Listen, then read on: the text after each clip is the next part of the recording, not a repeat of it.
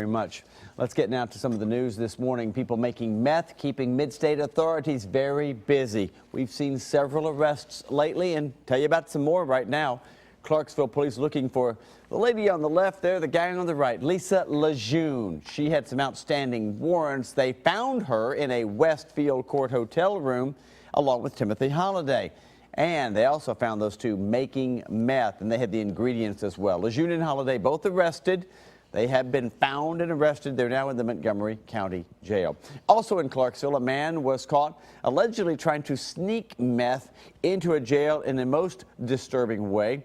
The Leaf Chronicle reporting that Christopher Duncan was arrested Sunday on theft and traffic charges. He was being booked, so the deputies asked if he had any drugs. He said no, he didn't. Well, they did a full search, and it revealed 2 bags of meth hidden inside his body. He's facing several additional charges this morning. Let's go down to Giles County. Investigators found Douglas Watts Jr. allegedly making meth while checking out a tip down there. Police also say they found several large pot plants growing on the property and marijuana packaged for resale. He was arrested. He's looking at a number of drug-related charges. A man being investigated for kidnapping and weapons charges was apparently also making a bomb. The Columbia Daily Herald reports Murray County deputies went to a home in Hampshire Saturday and arrested Patrick Birdwell for aggravated kidnapping and possession of a prohibited weapon. Authorities say Sunday they found an explosive device inside his home. It was rigged with metal BBs, gas containers, and a wick. And it turns out a suspicious package found at a Walmart in Tullahoma this weekend was actually part of a store display. Coffee County officials say a construction crew moved some mechanical displays during a renovation. A worker put the parts in a box and accidentally left it on the curb.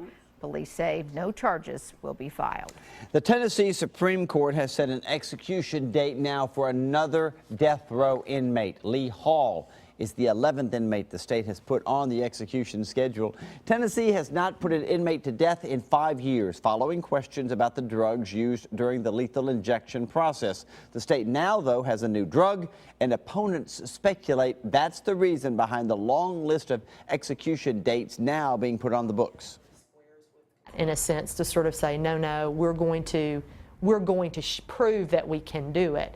And unfortunately, I think that could actually be the worst thing we could possibly do. First on the list, Billy Ray Irick, pictured right there, his execution, the first of the 11 the state has scheduled. Irick is set to die October the 7th. An elementary school is picking up the pieces after a Franklin man caused $60,000 in damage. News Channel 5's Deja Knights downstairs in the newsroom. And Deja, what exactly happened? Well, officials say when they walked in yesterday to this Chattanooga elementary school that they could not believe their eyes. Stuff was strewn everywhere, windows punched out, and deputies say it's all because of a man from Franklin. So this happened at Westview Elementary. You're taking a look at the guy right here accused of all this. It's 22-year-old Aaron Roden. He's right now in the hospital in Hamilton County under guard for an unknown medical condition. He's charged with burglary, 2 counts of aggravated assault on a police officer, and vandalism over $60,000. The damage was done in just 10 minutes, according to deputies. Windows in 15 classrooms were smashed. A urinal and a toilet were broken. Toys, supplies, and more just ruined. The damage was so bad that school was canceled yesterday. Now, deputies, they arrived at the school when the alarm went off at 5 a.m. and they found Roden. They say they struggled with him for a little bit, finally got him under control and in handcuffs.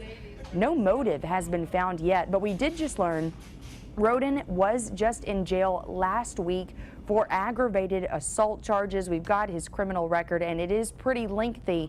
We're going to continue to follow this story and update you here and online. Steve, Amy. Deja, thank you. A Tennessee teenager accused of raping and murdering his math teacher in Massachusetts will be tried as an adult. 15-year-old Philip Chisholm was in court yesterday in Salem, Massachusetts. A judge denied a request to have his case transferred to a juvenile court.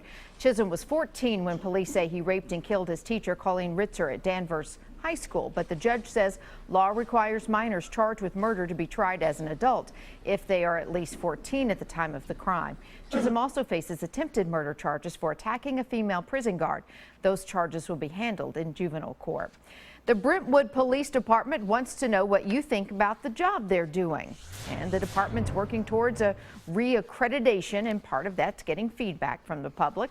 They're having a meeting tonight where you can give input. It's happening in the City Commission chambers at the Brentwood Municipal Center tonight at 7. If you want to be heard, you need to be in place and signed in by 7:30. All right.